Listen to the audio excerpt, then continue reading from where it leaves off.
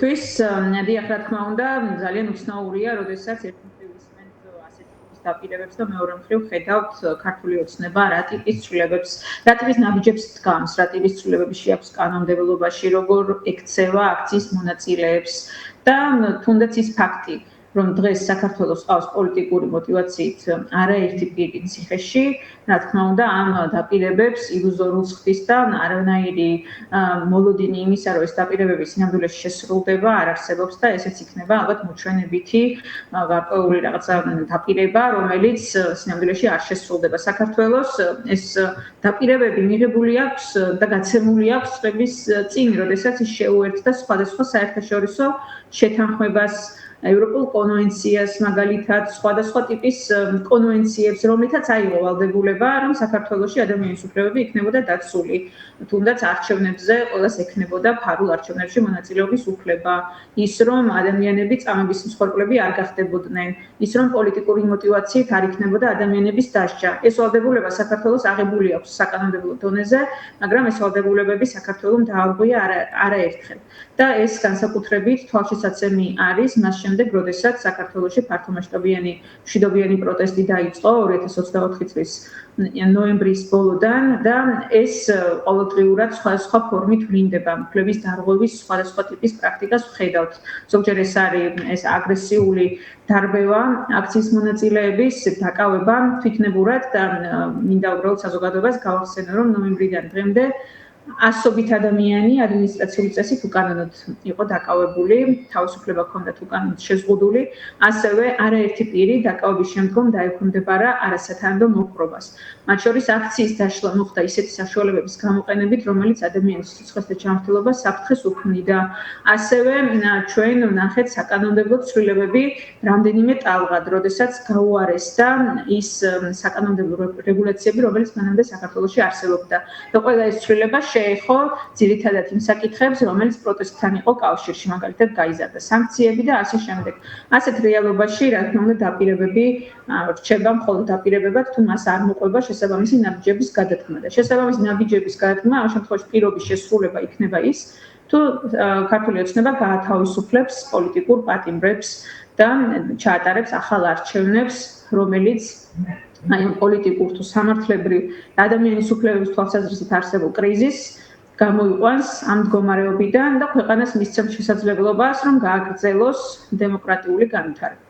ქალბატონო, დღეს, როდესაც ამბავი უпростоრად გახდა ცნობილი იმის შესახებ, რომ ეუთოს ხელმძღვანელი გენდივანი ჩამოვიდოდა და შეხვდებოდა მაკა ბოჭორიშვილს, ისმოდა თავშივე შეფასებები სამოქალაქო საზოგადოების მხრიდანაც, ოპოზიციის მხრიდანაც, რომ დიდი ალბათობით ამ ვიზიტის თუ ამ შეხვედრის გამოყენება ქართული ოცნების მხრიდან მოხდებოდა ერთგვარად პოპულისტურად ლეგიტიმაციის გასაღებების მცდელობა და ასე შემდეგ. ახლა მაგალითად ვკითხულობდი გია ვოლსკის რამდენიმე წუთის წინ გაკეთებულ კომენტარს, სადაც ის საუბრობს, რომ მოლოდინი არის, რომ deep state-ი ამჟამად ბრიუსელის მხრიდან ოპოზიციას კიდევ ერთხელ ექნება დახმარება.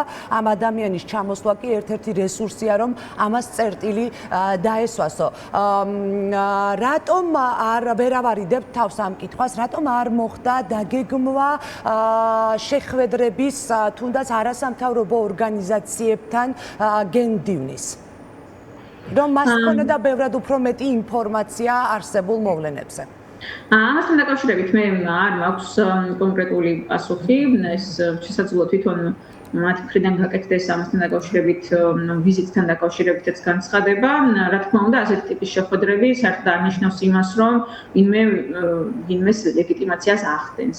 ეს ლეგიტიმაციასთან დაკავშირებული შეხვედრები არ არის. ზოგადად, როდესაც უფლებებთან ან რეკომენდაციების შესრულებასთან არსებულ მდგომარეობასთან დაკავშირებით რაიმე ტიპის შეხვედრა დგება, ეს არ ნიშნავს, რომ ეს ავტომატურად ლეგიტიმაციას უდრის.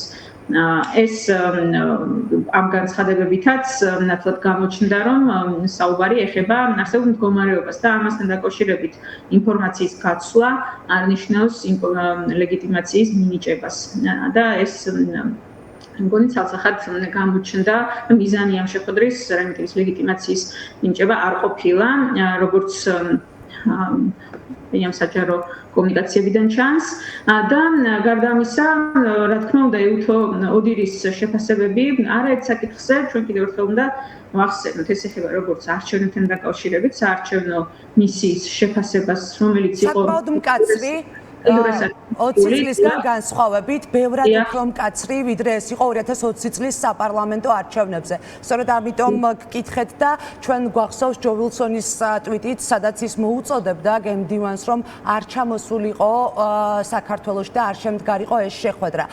შეიცვალა რამე თუ პირიქით ჩამოვიდნენ იმისთვის, რომ შეეხსენებინათ ყველა ის რეკომენდაცია და საჭიროება, რომელიც შესასრულებელი აქვს დემოკრატიულ სახელმწიფოს. თუ კი ამას პრეტენზია აქვს. ყოველთვის მე ასეთი შტაბ-ჩრდილება დამრჩა ნამდვილად, რომ ეს იყოს სწორედ ასეთი შეხსენება იმ ვალდებულებების, რომელიც საქართველოს აქვს აღებული და იმ რეკომენდაციებთან დაკავშირებით იყოს როგორც ჩანს მსჯელობა, რომელიც გაცემულია საქართველოსთან მიმართებით და კიდევ უფრო არჩევნების ზედაკვირვებას და საარჩევნო ანგარიშს რომ თავი დავანებოთ, იმის შემდეგ კიდევ უფრო გაუარესდა ადამიანის უფლებების თვალსაზრისით ქვეყანაში არსებული მდგომარეობა, მათ შორის ცვლილებები როგორც საარჩევნო კანონმდებლობაში შევიდა, ასევე უნდა ვახსენოთ ის შემზღუდველი კანონმდებლობა, რომელიც ქართულმა ოცნებამ დაჩქარებულად თუნდაც გრანტების შესახებ კანონში შეიტანა, რომელთაც მთლიანად სამოქალაქო საზოგადოების ორგანიზაციების გაქრობის მიზანი და განზრახვა აქვს, ასევე უნდა ვახსენოთ ფარა, ეგრეთ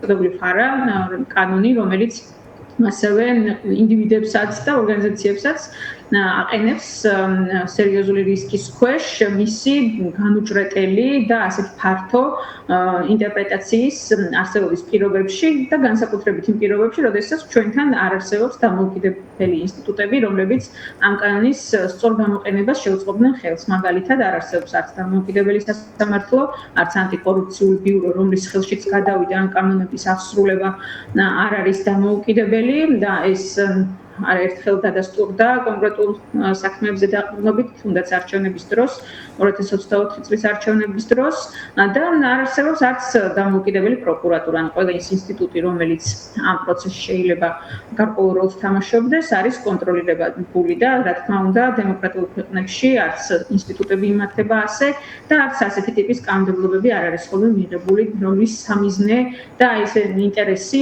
ქართული ოცნების არის, რა თქმა უნდა, ყველა განსხვავებული აზრის მქონე ადამიანის, დამოუკიდებელი ხმების, დამოუკიდებელი ორგანიზაციების თუ ინდივიდების გაჩუმება და ამით სრული კონტროლის დამყარება არა მარტო ინსტიტუტებზე, არამედ ახლა უკვე ორგანიზაციების, მედიის და საზოგადოების სრული კონტროლის მიზნით კეთდება ეს.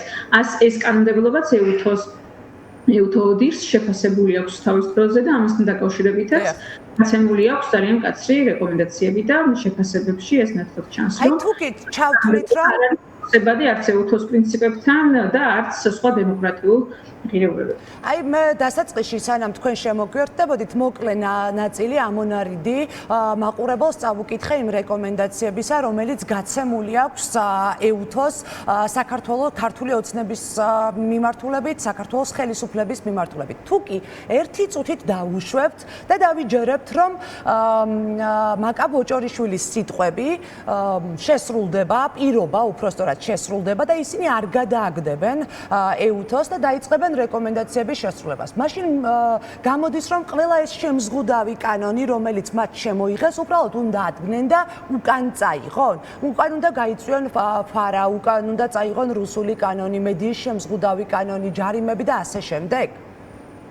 კი, ანუ ეს შეგვიძლია ასეც ვთქვათ, რა თქმა უნდა, იმიტომ რომ ყველა ეს კანონი და ამ კანონების უმრავლესობა, რომელიც ახსენეთ, ეუთო ოდირს აქვს უკვე შეფასებული, ამასთან დაკავშირებით აქვს გაცემული შესაბამისი რეკომენდაციები და ამასთან დაკავშირებით არ არსებობს ორგვაროვანი რაიმე აღქმა. ეს თალსახად არის ნათქვამი, რომ ეს დემოკრატიული ცვლილებები არ არის არც კანონმდებლობაში და ამის მიღება ნიშნავს იმას, რომ ეს გარკვეულწილად მიზნად ისახავს ამ რეპრესიების კიდევ გაშლას, გაფართოებას, სხვა სეგმენტებზე გადასვლას და საბოლოო ჯამში ეს არადემოკრატიული ნაბიჯებია. ამიტომ თუ საუბარია იმაზე, რომ საქართველოს რაიმე ტიპის რეკომენდაციებს შეასრულებს, ამის შესრულება, როგორც უკვე გითხარით, უნდა დაიწყოს როგორც ამ კანონმდებლობის გახმობით, მაგრამ პირველი ნაბიჯი უნდა იყოს ის, რომ პოლიტიკური ნიშნით დაწყებული მართლმსაჯულება უნდა დასრულდეს და პოლიტიკური ნიშნით დაპატიმრებული ადამიანები უნდა გათავისუფლდნენ ციხიდან.